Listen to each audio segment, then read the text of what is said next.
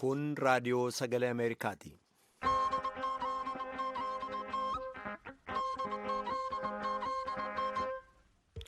Raadiyoon sagalee Ameerikaa wixataa qabee haga jimaataatti galgala keessaa sa'a lamaan walakkaa jalqabee haga sa'a sadiitti meetir baandii 19:25 irratti Waashingtan DC irraa akka dabarsu sagantaa afaan Oromoo amma jalqaba.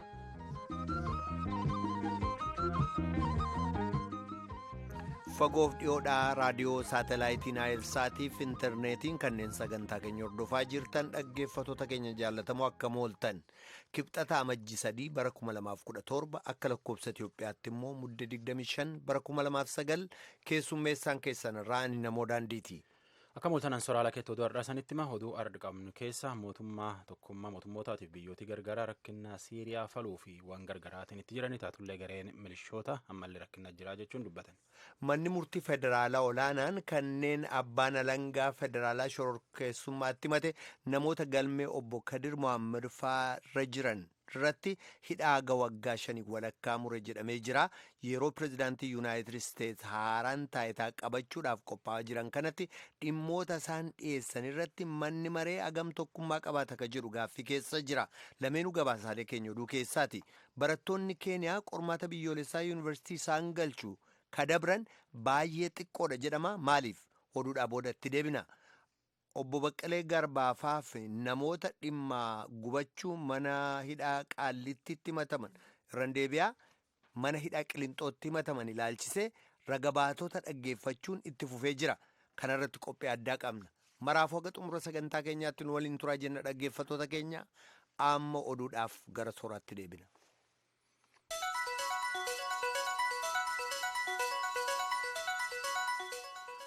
Mana murtii federaalaa Itiyoophiyaa damee lidataa jara Itiyoophiyaa keessatti mootummaa musliimaa yayyabuu fedhanii jedhaniitiin galmee obbo Kadir Mohaammed fa'aa jalatti himatan hidhaa haga ganna 5tiif odhakkaa itti mure abukaatoon isaanii dubbitan ammoo oliyyachuuf deemuu jira jedha. Malliskaachoo ammahaa oduu Finfinnee Nuurgi keessatti tujube. Adoolessa 13 bara 2007 abbaan alangaa federaalaa gaazexeessota Kaalid Mohammadiif Arseemaa Soorii jedhaman dabalate galmee obbo Kadir Mohaammed ka jedhuun shakkamtoota 19 irratti Gimboot 7 humnootii farra nageenyaa kanneen biroo waliin wal arguudhaan mootummaa islaamummaa hundeessuuf kanneen sosso'an waliin wal argitaniittu jedhe seera farra shororkeessummaaf seeraawwan kanneen biroorra daddarbitan jedhamuudhaan himannaa irratti dhiyeesse. Keessumaa himannaa gaazexeessota irratti dhiyaate abukaatoo isaanii keessaa tokko obbo Mustafaa Shifaa Suleemaan raadiyoo sagalee Ameerikaaf akka ibsanitti namoonni kun kana dura masjiida Anwaar dabalatee hokkaraawwan bakka adda addaatti ka'an jeequmsi akka uumamu gootan jechuudhaan himatamanii jedhan. Muddee 12 bara 2009 manni murtii federaalaa dhaddachi 19ffaan himatamtoota kanarratti balleessaa erga muree booda har'a himatamtoota 18 irratti tokkoon isaaniitti hidhaa waggaa 5f ji'a 6 murteessee jira. Gaazexeessota keessaa tokko Arseemaa Soorii irratti immoo hidhaa waggaa 4f ji'a 5 murteesse. Obbo Mustafaan akka jedhanitti murtiin kun irratti murame ragaa abbaan alangaa irratti dhiyeesse ituu ofirraan ittisin turee jedhan. Maaliif ofirraa ittisuu akka isaan hin barbaanne innaa ibsan? አቤቱታ አስገብተን ምላሽ ማይሰጠን ተቋም ከሆነ ወይም ደግሞ እየበደለንን ያለነው አካል ማይከስስ ወይም ማይቀጣልን ከሆነ ዋልታ እና የና ዲኤፈኑ ዴቢኑን ከኒኔ ኤገተ ዮካን immoo qaama nu miidhaan ga'e yeroo nuti himannu yoo nuuf hin adabu ta'e ofirraa ittisuunis ta'e dhiisuun gatiin qabu jechuudhaan ture. Obbo Mustafaan itti dabaluudhaan abukaatoleen isaanii mirga heeraa waan ta'eef sadarkaa isaa eegne oliyyannoo dhiyeessinaa jedhan. Maamiltoonni keenyas murtii irratti dhiyaate ofirraa waan hin ittisneef jecha adaba irratti dhiyaate ilaalchisee dhaddachi akka salphisuuf oliyyannaa dhiyeessina jedhaniiru. Tammaantan caqasuu jirtan tun raadiyoon VOA sagantaa afaan Oromooti. Dameen waraana mootummaa Siiriyaatiin waladhuuf jirtu guddoon falaraaraa mootummaa Raashiyaatii fi Tarkiin faluutti jiran keessaa qoodi hin qabnu jechuun dubbatan. Kooriyaa raaraa kun sila jidhuuf keessa Kaazakistaanitti taa'eetiin mootummaa Siiriyaatii fi waraana guddaa mootummaa kanaan waladhuuf jiru dubbii isaanii qoruuf deemuu jira. Waraanni kun mootummaan Siiriyaa falaraaraa sila waraan walirra dhaabaa jedhaniitiin addunyaan labsit kaanillee cabseetiin godin Siiriyaatiif naannoo akka keessatti nama dhuuf jira jechuun dheekkamsaan dubbate hora yaaman kanallee hin dhufuu jedhu. Mootummaa Siiriyaatii fi waraanni mootummaa kana gargalchuuf lolu magaala garagaraa keessatti waladhuu jiran waraanii hagi guddaan keessumatti Yuganni shan caalaa keessatti namkum 100,000 fixe miliyoon 2 taa'utti baqatee naannoo ofiiti ba'e addunyaan rakkin kan waan gargaraatiin faluu jirti. Namichi Tarkii magaalaa Istaanbul keessatti mana halkan Ka'imii yaa'ee walti sirbu keessatti qawweennan fixee shakkan footoosaa miidiyaan biyyisuun agarsiisee uummatilleen barbaadutti jira.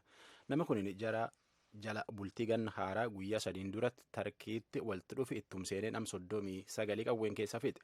Namis waliin nam fixuun ooluu jedhaniitiin shakkanillee akka ittaanaan muummee ministeera biyyisuunii jedhutti nama 8 olitti shakkiin qabame kaanillee barbaadumatti jiran. Doonaald Tiraamp kan pirezidaantii Ameerikaa ta'uuf filatamee bultii xiqqoo keessatti hojii tan jalqabuuf deemuu jiru dhaabii makiinaa Ameerikaa hojjechuun beekamu General Motors makiinaa isaa Meeksikootti hojjete Chevrolet Cruze gibira malee biyya Ameerikaa seensisuu jira jechuun dheekkamsaan dubbate. Tun ammoo mala qaraxa yookaan dilaala baasuu dhabaniin keessa tokko feetan makiina keessan biyyi keessatti hojjedha ta'uu baannaan dilaal guddaa sanirra kennaa jechuun doorsisuu jira. General Motors ammoo makiinaa isaa haga guddaanuyyuu duruu Ameerikaa godin Ohio keessatti hojjechuutti akka jiruu fi makiina nammaan tana Meeksikoo galchuu jiran kunillee agum xiqqaa tokko ta'uusaa dubbata. Tiraamp akka dhaabii Ameerikaa hedduun mi'i isaanii Ameerikaa keessatti hojjetan gaafata. Doonaald Tiraamp torbaan lamaan duubatti eebbisanii pirezidaantii Ameerikaa tolchanii kakachiisaniitiin hojii jalqabuuf deemuutti jira. Ameerikaa keessaa paartiin Rippaabilikaan baran waan hedduu waan gammadde fakkaate. Pirezidaantiin paartii tan keessa filatame Kongireesii Ameerikaa hagi guddaan paartii tan harki jira. Tanaafuyyuu Doonaald Tiraamp akkuma hojii jalqabeen guyyaa 100 keessatti waan paartiin isaa itti amante ajandaa isaanii ka biyyaan bulchuu hedduu qabaachuuf yookaan ammoo milkaa'uuf deemuufa danda'a. Taatullee akka gabaastuun VOA Kongireesii Ameerikaa keessa gabaabtu Kaatiriin Geebsen jettutti jijjiiramni Tiraamp fedhu akka caasaa fayyaa Ameerikaa Obaamaan baase gibir xiqqeessuu fi baasii mootummaa xiqqeessuu jedhan kaani wama akka xiqqaa tokkotti ta'an fakkaattu nama dubbisa. Jalqaba baatii muddee irratti afaan yaa'iin mana maree Yuunaayitid Isteets Pool Raayaan filatamaa pirezidaantummaa Doonaald Tiraamp wajjin gamoo isaanii Niiwuyoork jiru ka Tiraamp Taawur jedhamu keessatti eega walga'anii booda afurri tokkummaa waan gidduu isaanii jiru fakkaata. Biyya kana deebisee gadhaabuudhaaf aga bara 2017 jalqabuutti jarjarree jirraa jedhu Raayaan. Pirezidaantii Yuunaayitid Isteets haaraan kun Tiraamp jechuudha. Sadarkaan milkaa'ina isaanii dhimmoota hedduu irratti hundaa'a. Dhaabbata American Enterprise Institute jedhamurraa Norm Ornstein akkana jedhu. What Donald Trump is going to want is his big tax cut combined with his promise of a big increase in Wanni Tiraamp tolchuuf deemu yookaan ammoo fedhuuf deemu dilaal xiqqeessu bajata waraanaa ammoo guddisu tan irratti ijaarsi dabaluufa guyyaa 100 keessatti injifannoo labsachuuf deema. Kanumaa Tiraamp akkuma duraan dubbataa turan karoora eegumsa fayyaa ka pirezidaantii Obaamaan dhiyaatee raggaasisamee ittiin hojjetamaa ture kan namoonni Obaamaa keer jedhanii waaman guutummaatti diiguuf deemu. Riippaabilikaanonni olaantummaan isaan mana maree murtii seeraa keessatti qaban sagalee baay'ee xiqqoodhaan waan ta'eef waa'ee maammata Obaamaa kana tarkaanfiin fudhatamu yoo of eeggannaan hin taane piroojeektiilee isaanii kabiroo gara fuulduraatti dhiyeessan irratti danqaan isaan mudachuu mala jedhama. Miseensonni kaabinee Tiraamp dhiyeessan mana maree murtii seeraa Yuunaayitid Isteets yookaan Senetii Yuunaayitid Isteets duratti gaaffiilee ciccimootu isaan mudachuuf deema. Gama mana maree bakka bu'ootaatiin illee Pool Raayaan sagantaalee mootummaa gad muruudhaaf yeroo dheeraaf dhiyeessaa turan diimokiraatonni cimsanii dura dhaabbachuuf jiran. Gama biraatiin immoo sagantaaleen akka Pool Raayaan cufamu barbaadan ka Doonaald Tiraamp itti fufsiisuudhaaf waadaa seenaa turani. Dhimmoonni Tiraamp tarkaanfachiisu waadaa seenaa jiran kun irra hedduun isaanii ka Riippaabilikaanonni mana maree keessaa fedhan waan hin taaneef jecha gaaffiin jiru. Dhimmoota Tiraamp itti dhiyeessuudhaaf deeman kana keessa agaa fudhachuu diduudhaan pirezidaanticha Tiraamp ammam danquu danda'u manni maree ka jedhu. Deebiinsaa immoo eega pirezidaantichi taayitaa qabatanii hojii jalqabanii booda guyyaa 100 duraatii booda Riippaabilikaanonni agam tokkummaa isaanii eeggatanii turu ka jedhu. Muummee ministeera Israa'el Benjamin Netanyahu horii uummata nyaatee balleessee jedhaniitiin ardha mana isaa Jeruusaalem jirutti poolisootii baafataniitiin qorachaa oolan. Netanyahuun warri siyaasaa isa deeggaru biyyi keessaatiif biyya alaarraa irra horii guddaa fudhatee jechuun himachaa turan. Akka jecha poolisiitti wanni isaan qoratan dubbii akka malee jabduu waan taateef jechi inni jiru cufaayyuu tokkoon laalanii oduu namaaf qabatan.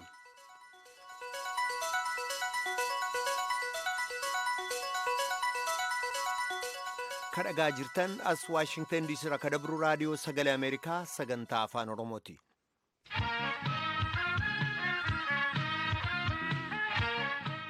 ministiriin barnootaa keeniyaa bayii qormaata sadarkaa lammaffaa kan yuunivarsiitiin galan ka bara 2016 eega baasee booda maatii barsiisonni rifaatuu guddaa keessa jiran.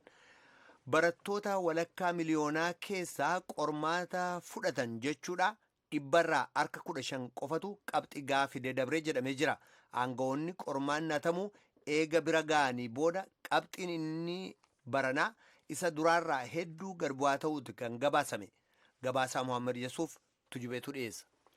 Lakkoobsi barattoota qormaata bara 2016tiin qabxii A argatan kan waggaa darbee waliin wal bira qabamee innaa ilaalamu dhibbarraa harka 95 gadi bu'e. Qormaata bara 2015 mana barnootaa tokko keessa ka jiran ijoollee 202 keessaa martinuu qabxiin isaanii A yoo argatan waggaa ittaan immoo guutummaa biyyattii keessaa ijoollee 141 qofaatu A argatan. Qabxiin gadaanaan bara 2016 keessa argame kun erga qormaatii hatamuun bira ga'amee booda seera cimaa baheen kan ka'e. Bayii qormaataa bara 2016 yeroo eegame baatii 2 dura ba'e. Sabaa himaan keeniyaa akka gabaasetti aangawoonni qormaatichaa erga hoogganoonni manneen barnootaa hangi tokko barattoota isaaniif qabxii itti dabalamu jechuun dhiibbaarra ka'anii booda qabxii sana dursanii ifaa taasisan. Hoogganoonni manneen barnootaa hangi tokko kanneen qormaata sana kennan barattoota isaaniif qabxii gaarii akka kennaniif jecha matta'aa doolaara 100 hanga doolaara 160 kennan jechuun himataman. Dhaabbata bu'aaf hin hojjenne kan qulqullinni barnootaa naannoo akka fooyya'u irratti hojjetu kan tu'aa weezaa jedhuuf daayiriktara kataan joon muugoo akka jedhanitti aangawoonni barnootaa gaaffii cimaa ta'etu isaan eeggata. Questions are being raised on whether those heads of the management should be brought to account. Hoogganoonni yookaan immoo kanneen bulchiisa keessa jiran itti gaafatama qabaachuuf dhiisuu irratti gaaffiin ka'ee jira. Maaltu ta'e? Badii kana keessaa harka qabu yoo ta'e callisuu hin qabnu jedhee yaada. Itti gaafatamuu qabu. Kabiraan gaaffiin lammiiwwan keeniyaa kaasan waa'ee qulqullina barnootaati. Barattoonni dhuguma barataa jiru moo barsiisonni akkuma isaan qormaata dabran qofaaf dhiibbaa godhu. Kana taanaan eega qormaatichi jijjiiramee martinuu ni kufuu jechuudha.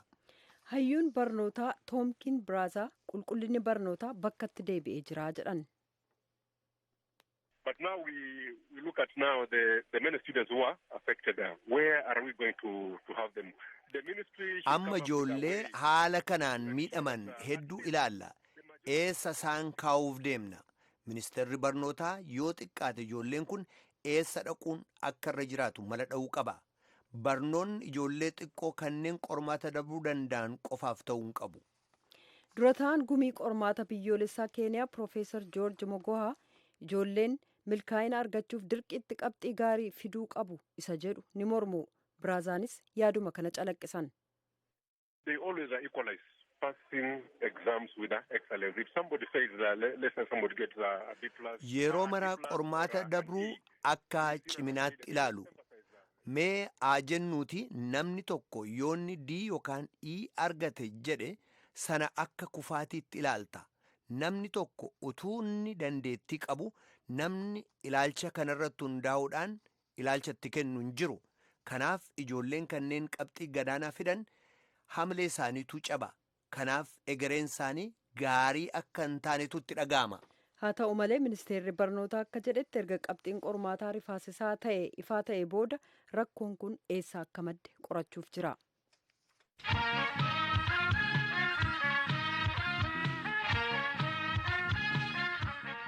Amma yeroon galgala keessaa saalamaaf daqiiqaa 44 ta'aa jira. Waashingtan diisiitti immoo waareerra daqiiqaa 44 dabree jira.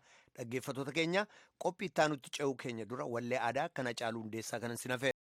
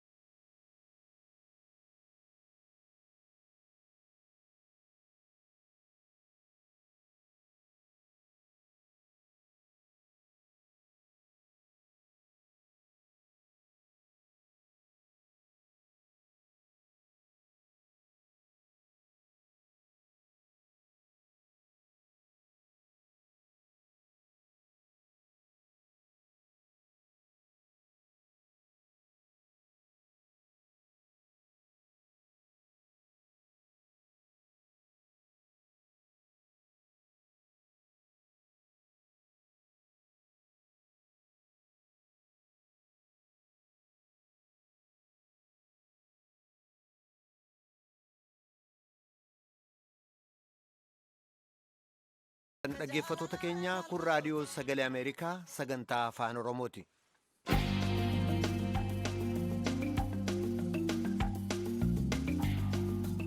Obbo Baqqalee Garbaa dabalee hoogganoonni paartii mormituu ka Koongireesa Federaala Oromoof namoota gubamuu mana hidhaa Qiliinxootti himataman akkasumas himatamtoota kabiroo irratti ragabaatota abbaan alangaa dhiyeesse dhaggeeffachuun arrasitti fufee jira. Kana laalchisuudhaan jaallanneen abukaatota lama dubbistee jirti. Kan obbo Abdul Jabbaar Huseen Gammadaatiin jalqabna. Ani abukaatoo nama afuriiti. Obbo Baqqalaa Garbaa, obbo Dajanee Xaafaa, Waaddisuu Bullaallaa fi Gurmeessaa Ayyaanooti. Ragaan kun gaafa 18 akka lakkoofsa biyya kanaatti kan jalqabe hanga iftaanitti beellamni isaa kan qabame aksuali beellamni armaan duras qabameeti kan jijjiirame. Ragaan baay'een dhagaamee jira. Har'a ragaa 6tu dhiyaate. Inni tokko ragaa waliigalaati jedhanii abbootiin alangaa kan dhiyeessan hundumarrattuu ragaa bahuu ni danda'a kan jedhanii. Inni tokko himatamaa Abdiisaa Kumasaa jedhamu irratti dhiyaate. Ragoonni armaan dura jecha ragummaa isaanii kennaniin garaagara waan hin taaneef jechi isaan kennanii abbaan alangaa garuu ragaa lama hin barbaannu jedhanii ragaa lama qofatu dhagaame jechuudha har'a. Obbo Baqqalaa Garbaa fa'aa irratti ragaan dhiyaateera moo? Bifa waliigalaatti ragoonni hangammaa dhiyaatan ni jiru. Ragichi nama moo barreeffama? Nama ragaa namaati. Ragoonni Dajanee irratti jedhamee kan dhiyaate jira. Addisuu irratti jedhamee kan dhiyaate jira. Gurmeessa irratti jedhamee kan dhiyaate jira. Obbo Baqqalaa irratti jedhamee hangammaa kan dhiyaate jiru. Yoo boruuf iftaan dhiyaate malee kophatti bahee akkasitti hin dhiyaanne. Irra caalaa immoo abbaan alangaa bifa waliigalaatiin jedhee qabeenyotaa fi namarra miidhaa aanaa iddoo tokko irratti ga'ee ragoota dhiyeeffatee jira. Ragoonni biraas boruuf iftaan ni dhiyaatu jedhanii jiru. Iftaan dhumaa? Abbaan alangaa ragaa hanga ammaa ni qaba jedhee yaadu hundumaa hanga iftaanitti hin dhiyeeffanne ta'ee manni murtii amma booda akka irraan fuune ifatti dhaddacha irratti dubbatee jira. Kanaaf ragaan nama borumaaf iftaanii jechuudha. Deemsa jiru waliigala yeroo laaltan attam? Dhumarratti ibsutu wayyaa hanga ammaatti komii qabnu ni ibsanna. Himatamtoonnis komii qaban ni ibsatu. Falmii bu'uuruma seeratiin itti fufaa jirra bu'aa isaa booddee marratti kan laallu ta'a hojii mana murtii waan ta'eef. Obbo Abdul Jabbaar Huseen deebinaa laattaniif hedduu galatoomaa. Galatoomaa isinis. Himatamtoota kanneen biroof abukaatoo kataan obbo Wandimuu Ibsaa oolmaa dhaddacha har'aaf kanneen biroo irratti kan jedhan qabu kuno. Har'a maamillan koo galmee Gurmeessaa Ayyaanoo Baqqalaa Garbaa fa'aa isaan keessaa nama 18 anatu dhaabbata. Isaan keessaa har'a nama lamarratti dhiyeeffatte abbaan alangaa ragoota isaa. Kiyya Abdiisaa Kumsaa qofa ture. Ragaan isarratti dhiyaatan nama lama turanii isaan lachuu ragaa ba'anii deebi'anii itti aansanii immoo namoota 3 tokkorra dhiyaatanii namoonni 3 kun maamila kiyya waan hin ta'iniif gaafii qaxxaamuraa isaanii irratti kaasuu hin dandeenye. Abdiisaa Kumsaa irratti garuu gaafii qaxxaamuraa hundaa gaafannee haala gaariin xumurre jechuudha. Achitti aanee kan abbaan alangaa irra ragaa dhiyeeffate kan maamila kootis hin ta'in galmee kanarra illee hin jiraanne akkasumatti maqaa oofee kootiin naannoo sanitti akka dabballee ofii koo ta'anii warra rabshaa kaasan jedhanii kun waan nu bakka hin buufatiniif wanti kaafne hin jiru garuu akka ofii kootitti Oromoo Federaalist Koongireesii waan kana akka hin godhin gaafii kaasee kan isaan jedhan dhagaa jedhee kanuma goonee dhagaa. Deemsa mana murtii sana akka ilaaltanitti attam ture har'a? Badooman qabu dhagachuu hundaa haga danda'een olaantummaa seeraa kabajuudhaa fi nama hundaafuu qixxee taanaatti tajaajila kan jedhan yaalii godhu. Garuu warri ragaa ba'an akkuma naannillee namoota nu bakka buuneef wajjin walitti hin dhiyaanne kan isaan raganillee baay'inaan ebalu irratti hin jedhan. Kan naannoo irratti arginu jedhu fakkeenya baay'ee badaan qabu amma akkuma gaariin hordofaa jiru. Rakkoon jiru garuu yeroodha. Yeroo beellamaa dheerachuudha malee bakka biraa amma homaa badaan hin jiru. Torban darbee warri mana hidhaa Qiliinxoo guban jedhamanii himatamanii dhiyaatanii turanii. Yeroo sana mana murtii keessatti haalli ture addaa jedhama meenaa ibsuu dandeessu? Gaafa san namoonni bidda Qiliinxoo saniin himataman nama 38 37 dhiyaate namni 37 kun kafana kun amma manni sirreessaa uffiseef kafana boora kana uffatanii kun akka nama gaafii gaafatu harkuma mirgaa hundi taa'anii ol baasan qas jedhanii dhaabatanii abbaan murteedhaa taa'aa jedhanii taa'uu didanii maali rakkoon keessan jennaan hiriyoota keenya kan rasaasaan dhumaniif akka waaqayyoon kadhannu daqiiqaa tokko nuuf akkadaa jedhanii. Callisnee yaadannaadha.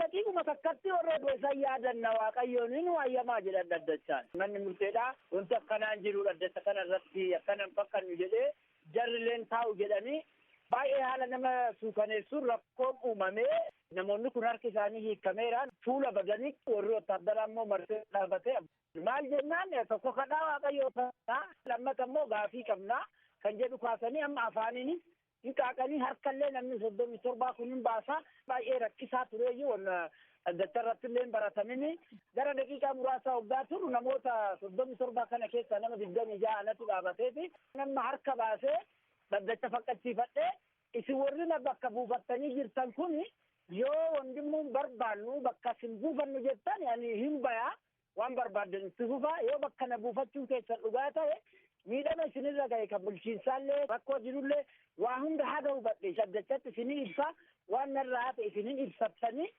kanaan adeemuu qabna dhaddacha ajajamuu diddanii rakkoon keessan hin hiikkamnu rakkoo irratti uumuu hin qabnu shakkamtoota malee isinirratti murteen hin adeemne harka buusaa taa'aa warri abukaattoo hin qabne immoo isinillee carraan isinii kennamaa jedhee kana jara koo haga tokko gorfadhee mana abbootii seeraatiin illee maaloo maal qaba jarri kun tanaan dura shororkeessaadhaan himatamanii keewwanni isaan itti himatan kan du'a lubbuu mursiisuu kan umrii guutuu wannoo godhuu ulfaataadha. Kana irratti immoo deebi'anii amma yakka biraa namoota 23 badii lubbuu isaaniitti gaafatamtan jedhanii. Kanaan alatti immoo ji'a lamaa olee mana dukkanaa jirra. Gara Shawaroobiitti yoo fe'amne gara Zuwaybaatu yoo fe'amne rakkoon adda addaa nurra gahe torbaan tokkoof lamaan alatti caammaan qabnu miidhama sana ibsachuudhaaf isa Amaariffaan bisootii jedhamu kan waan ta'eef dhaddachi illee maal qabda odoo keessummeessitanii jedhee dhaddachi agalatoomu bakka kanumatti walii gallee warri abukaatoo hin qabnu jedhan namni lamaan sadiin tokkoon dubbate sirraa kaasee dhaddachi ajaja kenne waan amma abukaatoo keessanitti himattan kun abukaattoon keessan kun barreessee qindeessee nuufaa fidu. Ajaja itti kennina rakkoon adda addaa isinirra gahe ilaallaa jedhanii haala kanaan falmichi itti adeeme jechuudha waan san barreessee galcheera amma hadhallee 37 san keessa namoonni hadha jiran jiru maamiltootiin koo ammallee rakkoon nurra jira jedhanii. Rakkoon nurra gaha jedhan maa inni mee gabaabsaa natti himaa.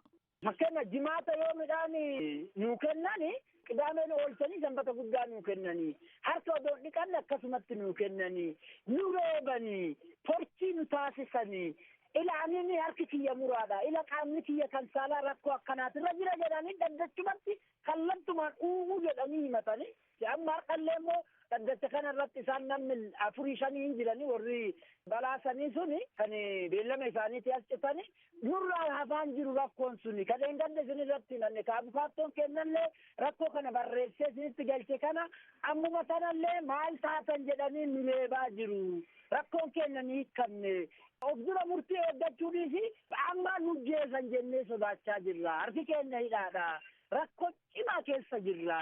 Nu reeba jedhu namni tokko warra 37 san keessa qaama saanaa kootitti na miidhanii na reebanii tolchii nu godhan jedhan nu rarraasanii qaama keenya kakalaat irratti bishaan nutti hidhanii haala fokkisaadhaan nu reeban jedhanii daddabarratti namaan bu'anii himatanii harki keenya madaadha hoolaa laalaadha kaameraa fidaati waan nu dubbanne kun yoo soba ta'u taate fotoo kaasaatiin nu laalaa nu marammaraadha jedhanii manni sirreessaa garuu gonkumoonta akka kanaa hin jiru jedhan mana dukkanaatitti nu hidhan jedhan qilleensa sa'aatii 24 keessatti daqiiqaa muraasa 10-15 qofa arganna jedhan maatii keenyaan waliin geenyu jedhan bishaan haayilaandiin nuun galu jedhan soofti peppariin argannu jedhan rakkoo baay'ee nama qaanessu dhaddacha irratti himatanii yoo ani isa barreessee galchimoorri qilinxoodhaa deebi'ee kennu maal jedhaa abukaattochi kun maqaa keenya gurraachachuuf ta'a of eeggannoo itti nuu kenna jedhaniitiin anallee akka doorsisaa barreessanii gizee hunda kennanii amma kanarrattis kanuma kennanii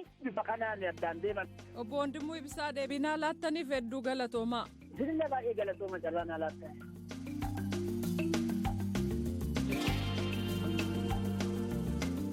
Kan dhagaa jirtan raadiyoo sagalee Ameerikaa sagantaa afaan Oromooti amma matoota oduu keessaa xiqqoodhaaf gara soorattan sin deebisa.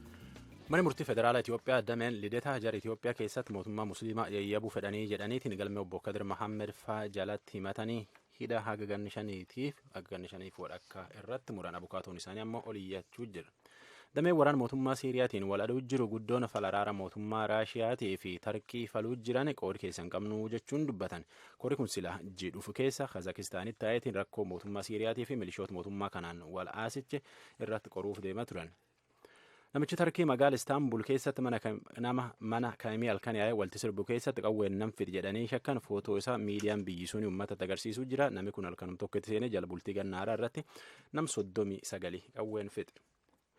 Doonaald Tiraamp kan pireezidaantii Ameerikaa ta'uuf filatamee deemuuf guyyaa xiqqaa 7 duubatti hojii jalqabu makiinaan Ameerikaa keessatti hojii guddaa hojjechuun beekamu General Motors makiinaa isaa Meeksikootti hojjetee fidu Chevrolet Cruze qaraxa malee Ameerikaatti erguun isa seer malee jedheetiin akka isaan yoo danda'an Ameerikaa keessatti ta'uu baannaan ammoo seeraan hojjetan gaafate.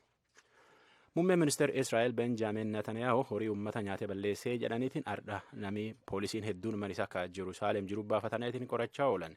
Netanyahuun warri siyaasa isaa deeggaru ka biyyi keessaatiif ka biyya alaalle irraa maallaqa hedduu seera al fudhatee jechuun himatan.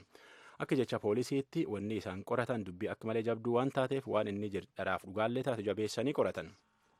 Netanyahuun paartiin liikid keessa filatame wanni naan himatan kun dharaa homaallee irrifatinaa jechuun paartii isaatti miidiyaatti akka maqaan balleessuu jira jechuun dubbata. Namkan waan hedduun himachaa turan durumaayyuu ganna 3 duratti Netanyahuun yoo awwaal muummee ministeera British ta durii Margaret Thatcher dhagetti biyyisuun dhagetti siree keessa buluu fi $1,127 mataa cirachuuf ammoo $1,600 aayiskiriimiif ammoo $1,750 fi waan gargaraatiin himatanii oduun gabaabduu namaaf qabtan.